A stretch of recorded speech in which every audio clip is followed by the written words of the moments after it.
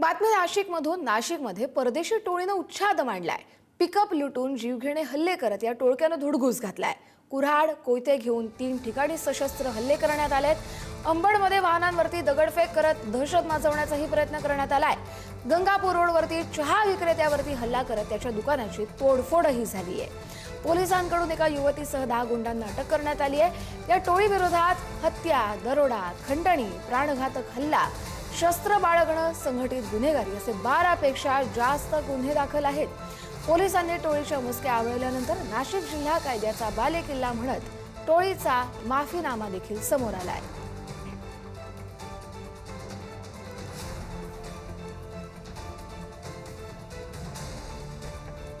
आपण CCTV footage पाहतोय.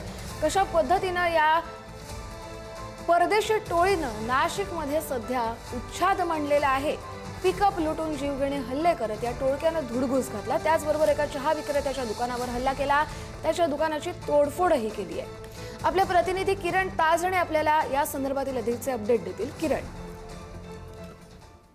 खरं तर कुंदन परदेशी या टोळीनं संपूर्ण नाशिकमध्ये वेगवेगळ्या ठिकाणी वेगवेगळे गुन्हे केलेले आहेत आणि पोलिसांच्या रडारवर देखील ही टोळी होती.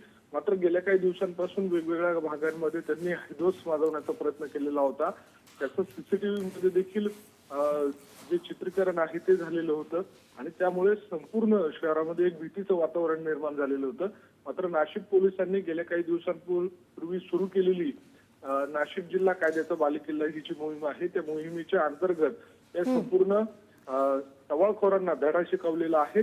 त्यांना चांगलाच चोप दिल्याचं या संपूर्ण व्हिडिओतून आपल्याला पाहायला मिळतंय आणि या सगळ्या अनुषंगानं त्यांच्यावर विविध पोलीस ठाण्यांमध्ये गुन्हा दाखल करण्यात आलेले आहेत. त्यांना अटक करण्यात आलेली आहे. बरं, धन्यवाद किरण, तुम्ही दिलेल्या सविस्तर अपडेटसाठी.